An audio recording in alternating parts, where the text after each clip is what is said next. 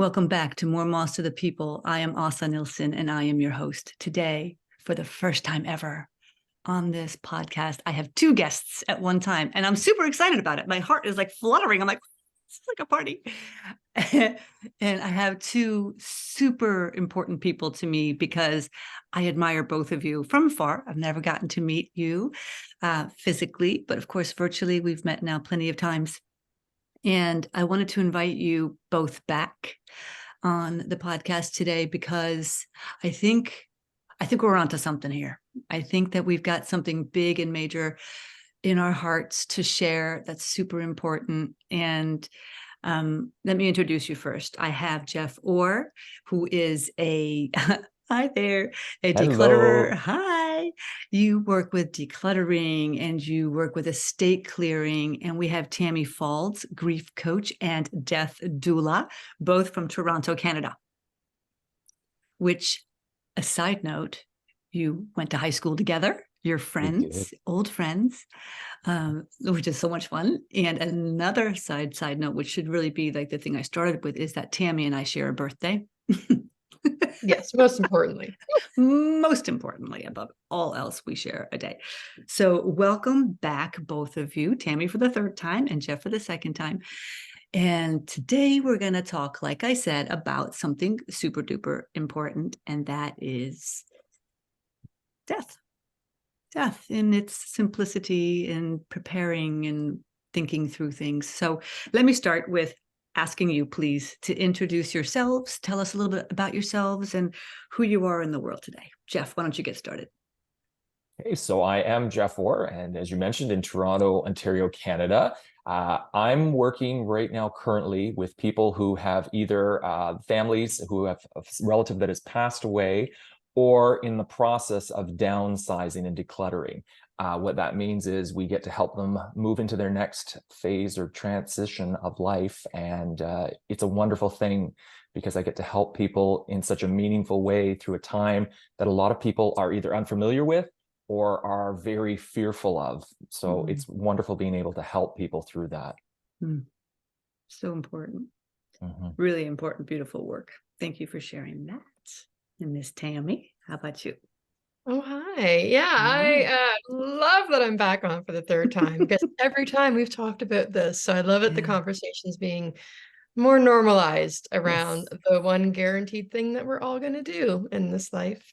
And with that, I've been coaching for 12 years, but in the past kind of 6 years, I've niched down to grief and death. And now I'm actually pivoting even a little bit more. And I used to be in another life, but in this turn, an event planner. So I'm now doing celebration of life planning, because funerals, like, weddings, traditional weddings, are kind of going by the wayside. People want more of that celebration versus the somber, wood paneled hush voices, dark room, funeral, which for me shows that the conversation is changing. People are looking and viewing this natural part of life differently. So that's what I'm doing.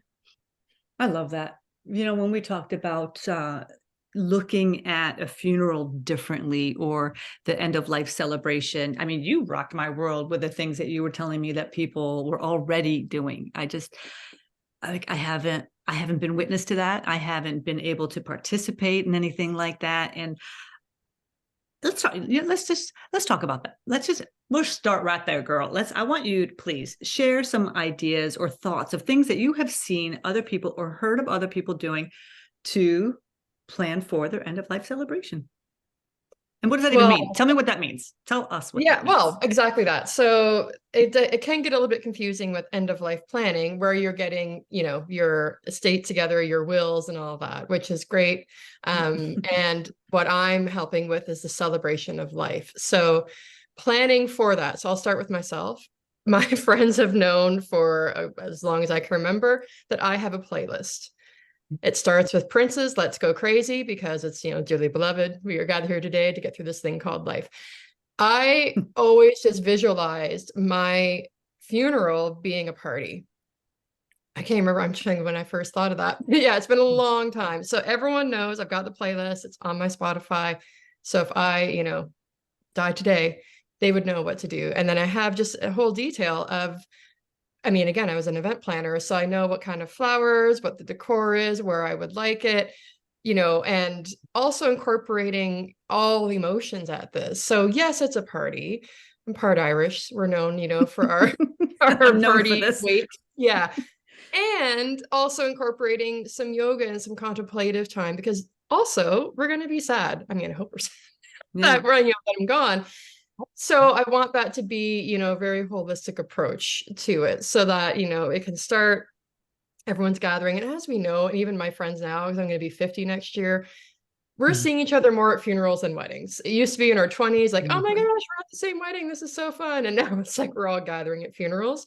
So I want mine to be like an extended mix, where it's like you can come in, there's going to be yoga class, there's going to be some meditative spaces, and then it's going to end in a party.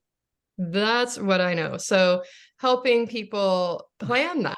And I, as we were joking, I call it, the epic exit party, because it is like, it should be, this is my last hurrah. I'm going to wish I was there physically, but I'll be there spiritually, hopefully. But it's like, and a beautiful celebration. And now that people are embracing it more, my colleague, Jennifer, just, had one where she's like, everyone just felt connected, uplifted, full of love, the memories that were being shared, the way this person was being honored, that you felt that they were there. Because I think we've all been to the funeral where you're like, it felt cookie cutter. There may have been actually 3 other funerals happening at the same time in the funeral home. You're sitting in the wrong one. Breakfast sandwiches. It's just like oh, am I in Mary's or in Jim's? Like where, I was in the wrong room, but it felt the same. So really honoring we all have unique individual lives, bringing that as well to the celebration, so that you feel connected to that person. So that's, where we're shifting the conversation to. Great. That's completely new for me, like I said. And I talked to my mom about it, and it was funny because she's like, what? She wasn't up for that. She's not. No, but it did start a conversation with her, which I liked, because before she wouldn't even have gone there. And now she was like, well, I'm like, what's up? Tell me, Mom. I mean, what would you do if that's not something you would like, but what would you like? So there's always ways to get information out of the elders. Sometimes you have to be a little more technical. Jeff, do you have anything do you have any plans like this? I mean, have you thought this through, what Tammy's talking about right now, for yourself? Well, I certainly am now. I want to go to her party, and I'm going to steal all of her ideas.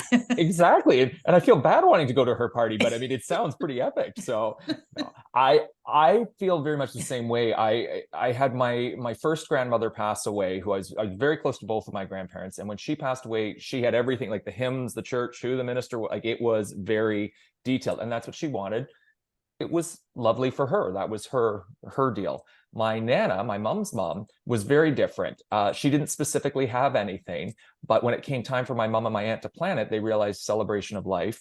And so, funny story, when my mom asked me to talk about Nana there, I was asked to speak, and I realized that if I was going to honor her, I had to be her. And she kind of had 2 sides. She was every bit the Scottish prim and proper lady, but she had a undertone that a lot of people also knew too, that was really funny and fun. So a story involved a few swear words, and my husband said to me, "You can't say that at your Nana's funeral." I said, "Damn right I can." Oh, yes, that's her. And everybody howled, because they're like, "That's so Mary," and it is. So I love that. I guess I got to kind of see both of those, and both have their place. But I got to say, I really, really, really enjoyed, and I think that's okay to say, enjoyed the more new format of a celebration where you all felt connected. And it was, people afterwards all came to me and said, that was such an amazing party and an amazing way to do it, to honor your Nana. And I felt, and they used the word connected, I felt really connected to everybody today. Yeah. Speaking of connectedness, to where we are in the world today, I think that there's too much separateness in you know what, I got this. I don't need anybody's help. I can figure it out on my own. I don't want to be a bother. This feeling of being connected, even, or at most important time, right at the end of life, not most important, but very importantly, that we are honoring one another. And the something that keeps this, the thought keeps coming back into my head, and that is the time is now. The time is now to prepare. The time is now to think. The time is now to talk about this and to have, yep, they might be difficult conversations, but they're critical conversations. And the hardest time is just the first time. And I don't know, Tammy, for your sake, as far as being a grief coach and a death doula, I know that you've been walking through this journey with many people for a long time. And what do you see is there the best way to get us started in a conversation about this? I mean, as far as what you want, what you need? Yeah, I mean, it comes with just that curiosity, I believe, of, well, what is it that, and again, I always line it back to values. So, and I'm sure all the mothers out there will recognize you could have a birth plan, right? That, okay, this is what I want to have happen, and this is what it is. And something could change and shift, and that's okay. But if you understand you and who you are and what you would like to align everything with, again, for me, that's the values. So yeah, again, like Jeff sharing about Mary, she was, she had this personality and that sort of thing. So that's what we're going to want to embody or celebrate at that party. And then in terms of just thinking about, well, what do I want? I actually just made that note. I'm like, I should put a workbook together. What kind of do this? Kind of like, but yeah, like a planning process. But it really does come down to that. It's like, and again, the easiest thing to compare it to is your wedding, because that's another, big event where it's a ritual, people are invited, that sort of thing to it. So yeah, just mapping that out as to what's important to me, so that even if whatever the venue I picked has closed down by the time I'm gone, well, I wanted it because it was going to be near the water. Okay, well then my people will know that they can plan something else near the water. Yeah. But there's just a lot of fear, around talking about it. And I always just joke that, it's not a vampire. If you invite it in, it's not going to kill you. If anything, it helps with the familiarity around death, because I used to have on my website, spoiler alert, you're going to die one day. Yeah. 100% stats, those are never changing. So if it's one thing that we're guaranteed to all do, why aren't we talking about it? Right. But it is a big fear. And I definitely don't want to minimize, that it is a big fear for a lot of people. And the more we can talk about it, that's why I said I'm so excited to be back for the third time, because it just means that the conversation is happening. Just like your mom, you plant a seed, right? And you're like, huh. And again, for me, it's curiosity that really fuels that. It's like, well, what could be possible? Well, what would I want? What would that look like? It was the same with my mom. She's now got her playlist together, Oh, she does? That's awesome. Yeah. And she actually has a sentence. She was telling me, actually, I was just home a few weeks ago. She's like, and she feels good knowing that those plans have been, told, and she knows I'll see them through. But she's like, she's like, because we went to that same celebration of life, or still the same thing. It was just being called a celebration. She's like, yeah, I don't want any of this. She's like, mine's going to be a party. So but she felt good knowing that that's what's going to happen, versus I had friends over last week, and her mother, she was a nun. So obviously it's a very religious ceremony. Like, okay, well, that's what we'll do, because that's going to honor her. So again, there's no judgment on whatever it is you choose. No. But just having your loved ones know that, so that when the time comes, all they got to do is love you, through your actual death, but then knowing, all right, this is the plan. Just like Jeff was saying, like all right, we know what to do. This is, let's just execute it now. Let's just make it happen. Well, that's the hard part, I think, that is getting started to even say the words. I mean, people ask me all the time, like, Asa, what is up with this whole death thing? What is the fascination around Swedish death cleaning? I'm like, I love it, which probably sounds really strange that I actually love talking about or thinking about or doing this, but it is a process. And that's what I love. About it's not the act of cleaning, because it's not the act of decluttering. Yeah, that's awesome, which I do love too. But for me, it's the conversation. For me, it is all about getting in and finding out what is it that you want. And so many people have a hard time even audibleizing what it is that their needs are. And I found that in life coaching too. And now with coming into death coaching, death guiding, that it's the same conversation. It's the same pulling information out and having it still feel safe. That's a big one for me, that I want to make sure that I'm including that in any conversation. Now, Jeff, I know that you also have you come up with fears. You come up against fears quite a bit. Can you talk a little bit about that for yourself, what you've come up with? Certainly. And that fear, a lot of times I'm coming up against someone who has experienced this passing or about to pass, or there's a transition of a life, meaning that they're coming down from their, bigger home into maybe even a retirement community. And that can be very traumatic. That's the best way to put it, because as you say, the dialogue has not been open with the families. They don't know. There's a rush. There's an urgency to everything now. And they lead busy lives on their own, and this just piles on. So there's just this, I don't even know where to start. Yeah. And I think about where the will, that used to be a big deal, the reading of the will, because people didn't know what was going to be in that will. Yeah. People did not talk about it. Not only was that shocking at the time, but it also created a lot of animosity in some ways, because people didn't know, like, was this really their wish? Was it? I feel it's so much better when I'm able to go in and someone's able to say to me, I know mom or dad or whoever they're looking after here would have wanted me to do this and this. The harder part I find is when they say, I don't know what they want. And in fact, I think they just wanted me to keep everything. And then there's this fear. All of it. And all of it. And there, I've had that where somebody said, God. They expected me to keep all of this. What do I do?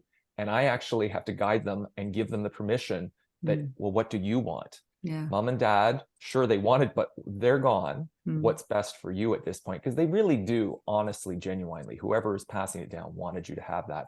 But there is this fear that I'm going to screw it up somehow, that I'm going to disappoint them. I'm going to disappoint other people watching, and I'm not going to do this right. But on the flip side of that, I always say to them, but how are you going to screw this up? Because we've never talked about this before as like this open conversation that we're having now. So how are you screwing this up? Because there is no rules to this. There's some perceived, but there's no rule book that we have to follow. And I think that's the biggest release of a fear, when they realize, oh, I get to chart my path. You're going to help me do that. And that is enlightening and empowering, and actually can turn the mood with how they feel about things at that point. Empowering is a good word, because it's when we get into generational things, where ancestral belongings and the ancestral stories, right? How can we be the chain breakers? Can we be the ones where, okay, this messaging stops here? And as I sit at my grandmother's table with my grandmother's chairs and everything around me is from my grandmother's home, but I want them. I do want these belongings, right? Now, are there other things that my mom would have wanted me to have? Sure, but there's just not enough room. Now, could I have kept holding on to that story? Sure. Yeah. But ultimately, I have to live with it. My husband has to live with it. My cat has to live with it. So do you find then that the attachment, I had this drop down for me today, thinking about attachment issues and how I can't let go of things, the difficulty around relinquishing or releasing something. Oh God, I'm going to need it one day, or I know this matters to somebody, so I can't do this. What are you guys, either one of you who wants to speak about the attachment issues? The attachment is big. It is one of my top 4 things that can be an impediment, but it can also be a release, because once you learn that it's okay to not be attached, I just recently started talking about what things are, and I talked about glass. So a glass item really is 3 things. It's sand, it's silica, silica is sand, and it's limestone and ash. That's all it is. And when you look at it in its simplest term, why do we get so attached to that? Now, I get the bigger meaning of why we do, but to break it down into it's just stuff, it helps a lot of people, because they're kind of this snap awake that, oh, the logic of it. It doesn't mean that you aren't attached to it. Like you said, your grandma's stuff. I love that you love your grandma's stuff and you keep it. It's wonderful. But if somebody else doesn't want it, why are we putting that pressure on Right. ourselves? And then that aids to that attachment, because we feel we have to be attached, and then we become resentful for it, and we don't know why, and we feel guiltier, obligation, and it all piles on. This circle. The circle. Yeah. Yeah. Tammy, what about you? What have you seen? Yeah, it's just that people hold on to things. I mean, there's a big fear around being forgotten, so often I find that people just hang on to certain items just to keep that as a touchstone, for them. But then to what you guys do, it ends up being, now I'm keeping 50 things that remind me of them. So the more we can kind of gently guide them to which ones actually have real deep meaning for you and keep them. But often that's just what I hear, is that, well, I don't want to forget them. And that makes them feel connected to them. So yeah, just helping guide them through that. I had a thought this morning. I was working on this week's podcast episode, and I was thinking about belongings, and I just started thinking about the word belonging. What am I belonging? What am I longing for? Right? Belongings are things, right? I mean, the things that we have around us. And are we longing for more things because it gives us value? Are we wanting to have other people think that we have more than what we have because that makes us appear, like all these things about what's the longing really for? What is the longing about? The belonging? Is it about really, truly something that is from our own heart space? Or is it truly, really, totally aligned with who we are now at this day and age today? And when you start going into the decluttering and having the conversation and talking about, okay, well, one day especially with the Swedish decluttering, when you're talking about death, and the one day we're gonna die. We're not saying anything new here, but as far as talking about saying what it is that you want, what do you want other people to have? Do you want the other people? Have you asked the other people? Do you want it? Getting your documentation in place, all the wills and the power of attorneys, the medical power of attorneys, all of it. I mean, it can be expensive. It can be overwhelming. Tammy, do you have like a place where you think, like, with all of that, where do you feel is the most important thing that somebody who has done nothing to prepare for their own death, where do you think they should start? Oh my gosh. That's a big one. You have my head Glad spinning she asked more. you first. He's like, she has me more on, I'm still in this, like, the belonging. And that's, you got my head spinning there, because I'm thinking people keep items too because they felt like they belonged, so because it's such an inherent thing to feel like we belong. And if your grandmother, you had a very close connection and you had that sense of belonging with them, it's no wonder you want to keep, as I touch the ring from my grandmother, like there's that sentimentality, but again, I'm thinking like the feeling is actually of belonging and love. And then also that longing probably for them to still be there. So again, that item might just connect you to them. That's where my head was going while you were speaking. And then in terms of, where to start, I think for me, it just comes back to that curiosity. If you can just be open to reframing, to thinking differently, to having a conversation, and just as we've all discussed, it's a gentle nudge in that direction, right? Because again, we really want to honor the fears that people have, and what's 1% we can move the other direction, just so we can start to befriend. Again, this one thing that we're all experiencing in life, and obviously it would be our own death at some time, but we're losing all the time, right? I always get the nature cycles. Every time we go to bed at night, that's the darkness comes, and then we go to sleep and we hope we wake up in the morning. There's always this, it's a part of our lives, but we just don't talk about it because of that fear. So the suffering comes from that unknown piece. So the more we can just gently open that conversation. I actually remember now, a friend of mine in Amsterdam sent me a picture. They had beer coasters at her pub that had all these questions around end of life on them. And that was their whole thing, was to just spark conversation. You're out with your friends, you're having a drink, oh, like, what would you like your legacy to be? Hmm. You know, like those kind of things. That is brilliant. And like, yes, way to go, Amsterdam. Yes. So again, keeping it doesn't have to be this, you know, heavy conversation. How can we, yeah, gentle little seeds being planted that keep it nice and light? Because it does tend to be a dark topic. So we just want to shine a loving light on it. I mean, we're sitting here talking about it now. Just three Exactly.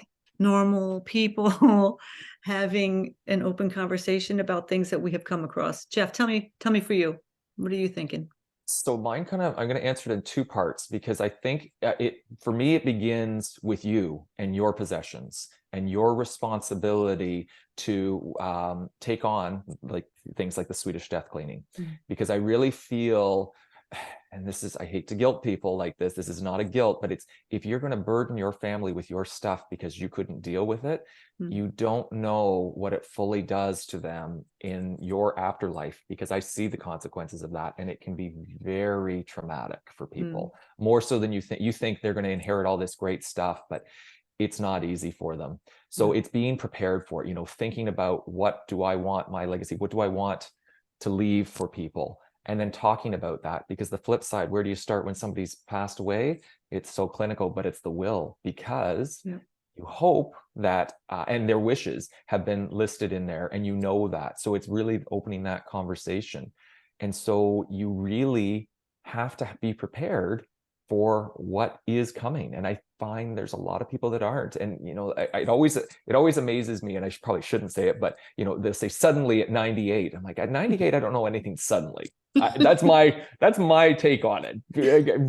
I don't feel anything sudden at that point, but at that point, you know, there's still people that haven't prepared even when you're 98. And I'm thinking, wow, they had 98 years. They knew it was coming and they didn't get there. There can be various reasons. I mean, I don't want to put judgment on that, but I hope that people will realize the importance, and why the importance of the Swedish death cleaning, the work we're doing there with the decluttering before. It really does make a difference in the end. It really does. Case in point, my own family, working with them when I was now in America for the 8 weeks, and just trying to have some discussions. And, you know, I don't think half of my family even knows what I'm doing, and that they even know that I have a podcast, but it's talking to them like, well, you know, I'm going to be helping mom with decluttering her garage and her basement and all this stuff. And they're like, oh, yeah, okay. And then my brother asked, well, do you think you can help me in my garage too? It's like, sure, yeah, I can do that. You know, that was a huge step for him, a huge step, because he has been adding on for years. And now he finally realizes, okay, I'm getting close to retirement. I'm going to have to start doing something about this. Yeah. And they're going to be wanting to downsize. And then that ain't coming to where you're going. So this is going to have to be cleaned up today.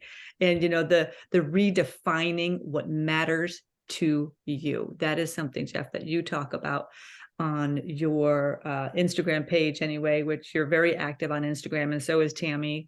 I love seeing you guys post. I love supporting you, because again, you're doing such beautiful work in the world. I mean, you make me laugh and you make me cry. It's better than cats. Speaking of cats, my cat just walks around the corner here and he's starting to meow. Okay. The redefining what matters to you. I'm going to ask you both, where do you feel right now, whoever is listening in today or the day that they listen to this, whenever that might be, what do you feel the message is for this person that they need to hear about what can they do for themselves to look at not making the same mistakes that you have seen so many other people make? What is just one thing right now off the top of your head? It's Tammy. about you. Oh, Jeff. Okay. Yep. no, sorry.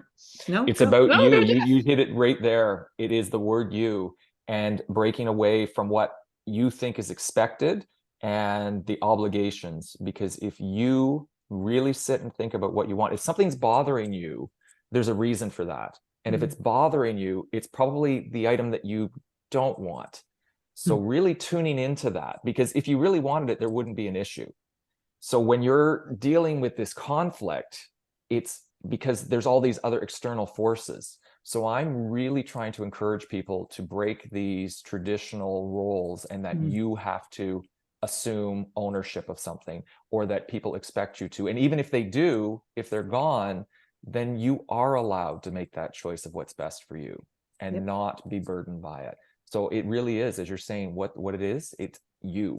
It is getting what is right for you. And people have a hard time because they feel very selfish by that. And I'm trying to tell them, no, it's not a selfish thing in this case to do something that is good for you, rather than bring something home or bring a huge weight onto yourself that's going to carry through for years or possibly longer. You have to choose what's right for you.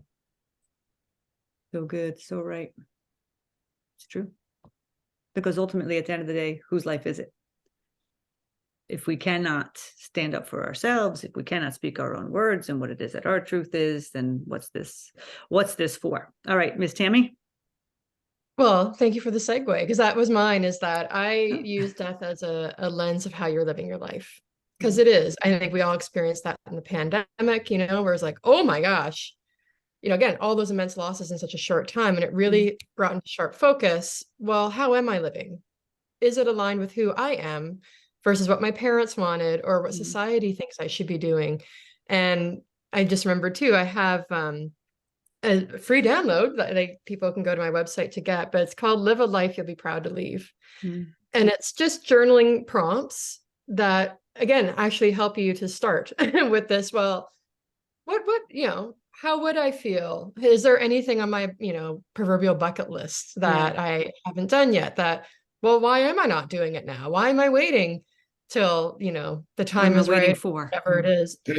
So yeah, so I should go there. I'll remind me to give you the link for that. But really starting with that. So if you were, again, for me, it's like, okay, well, if this were all to go away tomorrow, what is it that you, and I think there's a great Mark Twain quote, I can't remember right now, but it's basically like the person who has lived the fullest life is okay with leaving it because they've done all the things they want to do. And I don't know if I've shared on the podcast before, but I knew from a very young age, I needed to go to Australia and Africa. I don't know why, but as soon as I did those things and I was flying back home and I just climbed Kilimanjaro, I remember flying over it and I was like, I had this thought of like, this plane go down and I'm okay because I did those things for me. So just to piggyback on what Jeff was saying, that's important for me. And I can exhale going, all right, I did it, Right. Yeah. So there's some really good prompts in there though, that will, again, just get that curiosity and that openness going, just through that lens of if you were to go tomorrow. Because that's it. We don't know. We have no idea. So bringing it full circle to now, if we know that we have this moment now, and there was somebody that wrote on a post of mine on Facebook that he said, when you spend your time looking in the rearview mirror, there's a lot of depression, and you spend your time looking forward in too much forward, then you have anxiety. And you know what? I don't want any of those. I don't want to spend my life looking in the rearview mirror. I don't want to be sitting worrying about what's going to happen because I have no idea. But what do I have right now? I have right now. I have the moment now to be here with you two dear people and my cat next to me meowing to go outside. And I'm so thankful for this moment. And if I were to kick it in 5 minutes, then I know that my life is in order. I know that I feel settled and I feel at peace. And if anyone listening to this does not feel settled and at peace with where they are in their lives, or with the making decisions for potentially down the road, then a place to start is just do one thing. Just do one thing and have a conversation with someone that you love, and maybe get it written down. Just get one thing written down. Just start making a document, just anything. So you could just kind of start getting it out, so that it can be onto paper, and then you go to the next step. But to look at this with our eyes wide open versus head in the sand, where like it's not going to happen to me. I'm only 25 years old. I'm only 47, or whatever you are. It doesn't matter. It can happen. We all know well enough. This can happen at any time, and that is not to be morbid. That is to be very factual. And we do not know. So will you leave your life in peace? and whatever that means for you. So this conversation, we're going to keep it going. You know, we are. I'm going to put your contact information in the show notes. Anybody can reach out and join you on your Instagram page and pages. And you guys are both working, you're for hire. So you are doing a lot of business in the world, and people can maybe ask you for some tips or ideas or whatever, even by going to your social media pages and getting a lot of tips and ideas. But I appreciate you both being in my life and being a part of this journey with me. This is, you make my life better. I love you both. And I want to say that to you. Say the words. I'm saying the words. I'm not waiting to say the words. I'm saying the words now. Thank you. Thank you for being here. You got any last minute things you'd like to say? I receive all that love and I mirror it right back Good. to you. Thank you. You're the one that reached out after reading a blurb I did in a book. And the connection from that first email, filled with such love and light. And I'm just so glad we've nurtured this over the years. And, you know, now we got Jeff in here we got too. Jeff So really in the fold. just heaps and heaps of love to you as well. So thank you. Thank you. Lots of love, admiration, respect. I admire what you're doing so much. And you, very much like Tammy, have this great ability to connect amazing people and bring out the best and share. And that's what I love. It's that you're sharing so much valuable information that people either don't understand or being introduced to, or showing it in a different way. And it's so valuable for everyone. And I'm learning so much. I learned so much from you and Tammy and all these people, and I love it. I love it. Thank you. Isn't it great? You. It's great to still learn, right? Yeah, we that's it. I mean, that we can always learn something from everyone. Yeah, we definitely can. All right. Thank you both so much. Okay, now Elvis is right up here. Sorry. Can you guys hear him? Can you hear him talking so much? Okay. No. All right, good. It's super irritating, but I love you. Thank you for today. I appreciate it. We'll have you back now that we see that we could do 3 people at one time. I love it. I love it. Thank you. Thank you. Thank you. Take good care of yourselves and have a beautiful holiday. You as well. Thank you. Thank you. Take care. Bye-bye. Bye.